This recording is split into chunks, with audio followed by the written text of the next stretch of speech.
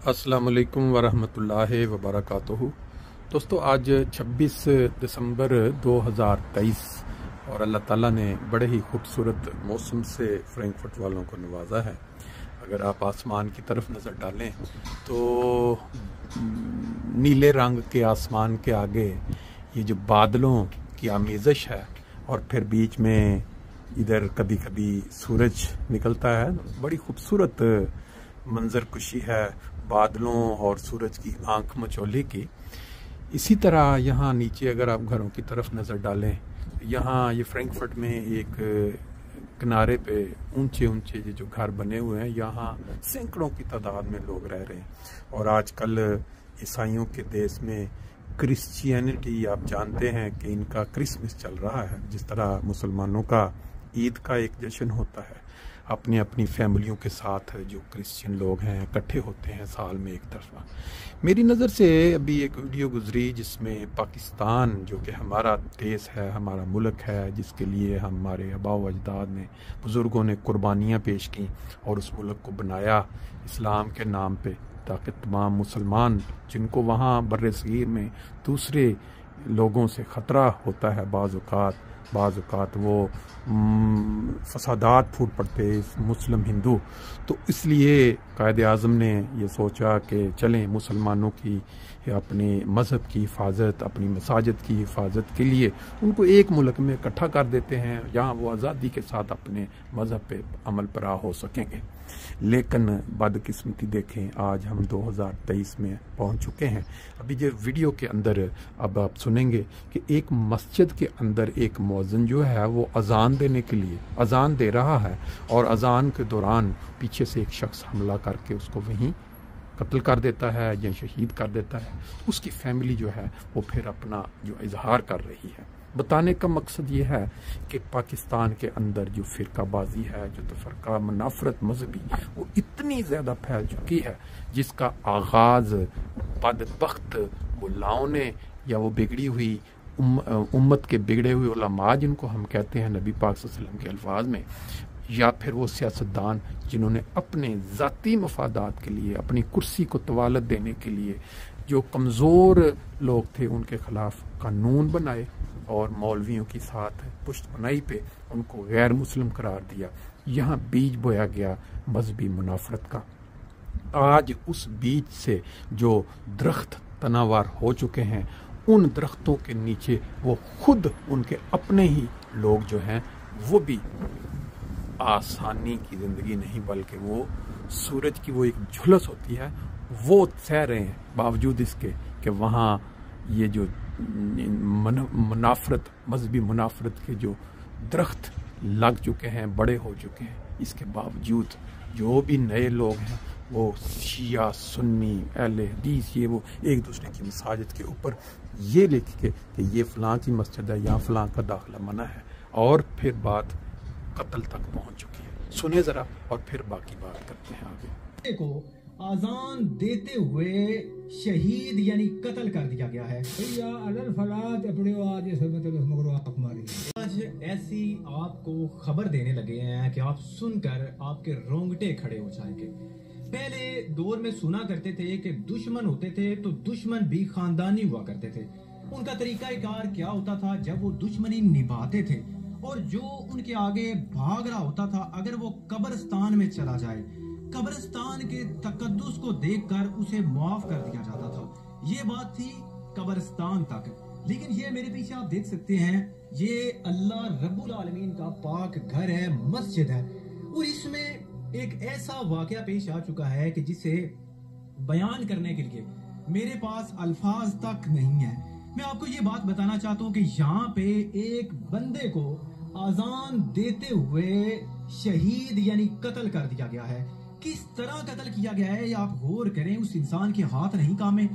गौर करें कि कब्रिस्तान में जब इंसान जाए, कब्रिस्तान में जाते हुए लोग अपनी दुश्मनी माफ कर दिया करते थे। ये तो अल्लाह रब्बुल आलमीन का पाक घर है, इस घर में इस तरह का वकूआ पेश आ गया है, हैरान रह जाएंगे। पहले आपको वो जगह दिखाते हैं जहाँ पे ये दर्दनाक, नहायत अफसोसनाक वकूआ पेश आया। पहले तो आपको वो जगह दिखाते हैं। बातें आपने सुनी जो प्रोग्राम पेश कर रहे हैं।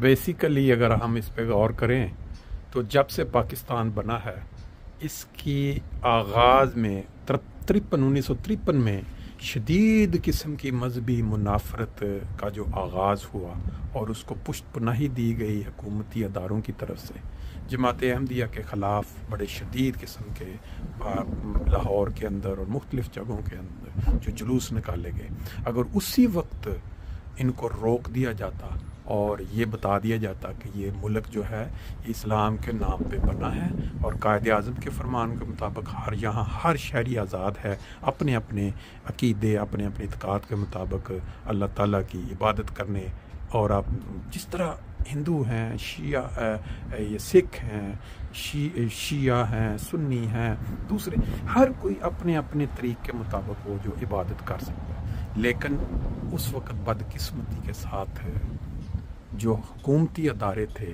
یا جن کے ہاتھوں میں طاقت تھی، انہوں نے ایک خاص قسم کے جو مولوی تھے ان کو اکسایا یا ان کی پشت پناہی کی، اور یہ ہنگامے بڑی شدت سے پھوٹے، اور پھر اس کے بعد جو ہوا اس کا جو ہائی لائٹ سب سے وہ آج تک آپ دیکھ رہے ہیں، 74 لے لیں، 84 لے لیں، یہ جو قوانین بنے یہ سب آپ کے علم میں ہیں، اور کتنی شہادتیں ہو چکی، کتنی ہونی، مختلف جو فرقے ہیں ان کے جو آپس کے اندر لڑائیاں ہیں صرف مذہب کے نام پہ۔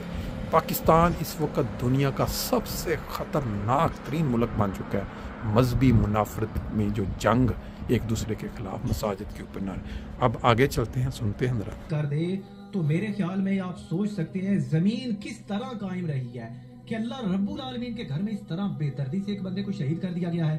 پہلے تو ہم آپ کو وہ جگہ دکھاتے ہیں جہاں پہ یہ نہایت افسوسناک واقعہ پیش آیا ہے، پھر اس کے بعد انشاءاللہ بہت جلد مکمل تفصیلی بات کرتے ہیں کہ کس طرح یہ ظلم ہے اللہ رب العالمین کے گھر میں ڈھائی اس تنازع ان کٹ چھڑے مڑ پیچھے ایک دو مولوی ہے انہوں نے بھی اس تنازع ہی بڑھائی ان کٹ چھڑے ہوں مطلب ادنا تنازع آس کی ہے تو بانگ غرض دینا تو وہ کرنا تو یا رسول اللہ پڑھنا ہے، اس تنازع تو مطلب اذان پہ رہا ہے تو مگر وہ تو ٹاپ لے کو اپنے گھر ٹریکٹر دی کٹ کے لیا کے وہ مگروا ہمارے اذان دن آن پہ اذان کتنی دے بیٹھی ہیں دے بیٹھائی یا الل فلات اپنے آج جیسے مطلب مگروا ہماری ہے یا الل فلات اپنے آئی وڈے ہو تو بڑے ہیں چھوٹے ہیں تے اذان دے دوران پھر دوان کی میں پتہ لگا ہے میں تے ہاسی وڈا گیا ساڈا بھائی ایک گوگاڑے دا اچھا ایتھے پہ آوندا تو دو سپیکر بند ہویا ہے، اور یہ سگے رشتے ہیں اور یہ ان کے بارے میں گواہی دے رہے ہیں کہ وہ نارمل تھے، مکمل کام کرتے تھے یوٹیلیٹی سٹور میں، وہ اپنے جو بھی ان کے فرائض تھے وہ روزانہ کی بنیاد پہ سر انجام دے رہے تھے کہ ایک بندے کو دوران اذان شہید کر دیا ہے، اور شہید کس وقت کیا گیا ہے جب وہ اذان میں الفاظ دہرا رہے تھے حی علی الفلاح، دوڑے آؤ کامیابی کی طرف۔ خدارا اپنے بچوں کو دین کی تعلیم دینے کی کوشش کریں، اور دین کی تعلیم کس کی کوشش کریں؟ جو دین محمدی ہے صلی اللہ علیہ وسلم، نہ کہ فضولیات جو میرے ذاتی دین بن گیا ہے، جو میرے باپ دادا کا دین بن گیا۔ خدا کے لیے دین اصل کو سیکھنے کی کوشش کریں، آپ کو پتہ چلے فرمان رسول ہے یہ کس طرح کا۔ وہ بندہ ان کو کہہ رہا تھا فلاں الفاظ نہیں پڑھے جاتے جی مسجد میں، فلاں نہیں، کیا اس انسان نے یہ نہیں پڑھا کہ پیارے پیغمبر صلی اللہ علیہ وسلم کا فرمان ہے کہ دین میں زبردستی نہیں ہے، یہ امن کا دین ہے، یہ نرمی کا دین ہے، اس میں تو اللہ خود انسان کا سینہ کھولے، ہدایت کی طرف خود رغبت دے تو بندہ رغبت کی طرف چل سکتا ہے۔ بندہ خود اپنی طرف سے محمد صلی اللہ علیہ وسلم کو اللہ رب العالمین نے فرما دیا تھا کہ اے پیغمبر تم اپنی مرضی سے کسی کو ہدایت نہیں دے سکتے، بلکہ میں چاہوں تو کسی کا سینہ اس نور کے لیے روشن کر دوں، قتل کر دوں، فلاں سنی ہے اسے میں قتل کر دوں۔ یہ کس نے اسلام لوگوں کو اس طرح کا سکھا دیا ہے؟ یہ دین محمدی، یہ اس طرح کا دین ہے، یہ نرمی کا دین ہے۔ اس بارے میں آپ مزید کیا کہنا چاہیں گے؟ انصاف کرے جڑا ظلم ہے، مطلب بدلا ظلم انصاف کرے حکومت۔ تسی اس محلے دے ہو یا کہ انہاں دے کوئی رشتہ دار ہو؟ سارا ڈرے تسی اس ظلم دے بارے کی آکھدے ہو؟ انصاف ہونا چاہیے۔ یعنی دا ظلم اگے کدی سنیا جے کدی ہویا؟ آج تک نہیں سنیا۔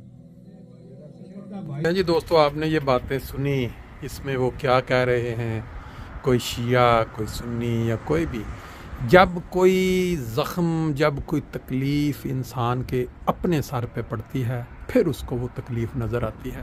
دوسروں کے اوپر جتنا ظلم ہو رہا ہو، جتنی تکلیف چل رہی ہو، اس کے اوپر زبانیں بند کچھ نہیں۔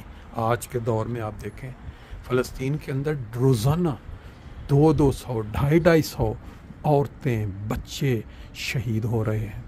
ظلم عظیم ہے آج کے دور۔ پوری دنیا خاموش بیٹھی تماشائی دیکھ رہی ہے، تماشائی بنی ہوئی ہے، تماشا دیکھ رہی ہے۔ اپنی کرسمس پارٹیاں چل رہی ہیں، کوئی زبان نہیں کھول رہا۔ اگر کوئی شخص ابھی مشہور کرکٹر، یہ جو آسٹریلین ٹیم میں پاکستانی نژاد عثمان خواجہ، اس نے صرف اتنی اجازت مانگی کہ بھی میں فاختہ لگانا چاہتا ہوں نشان امن کا پیغام کہ سب انسانوں کو، اس کو اجازت نہیں دی گئی۔ آپ دوگلی پالیسی دیکھیں دنیا کے بڑے بڑے جو آرگنائزیشن ہیں، باقی ٹیموں نے اپنے اپنے انڈین ٹیم اپنا وہ فوجی ہیٹ پہن کے، کیا کہتے ہیں، کیپ پہن کے کھیلے۔ کئی ملکوں کھلاڑیوں نے اپنی اپنی مذاہب کی نشانی یا کچھ، لیکن یہاں صرف پیس کے لیے اس نے کہا۔ یہ اب دنیا کی حالت ہو چکی ہے۔ روزانہ کتنی شہادتوں کی خبریں مل رہی۔ پاکستان کے اندر کتنے احمدی ہیں جن کو صرف اس بیس پہ شہید کر دیا گیا کہ انہوں نے یہ مانا کہ نبی پاک صلی اللہ علیہ وسلم کے فرمان کے مطابق وہ امام مہدی تشریف لا چکے ہیں، جس کی پوری امت مسلمان انتظار کر رہی اس بیس کے اوپر۔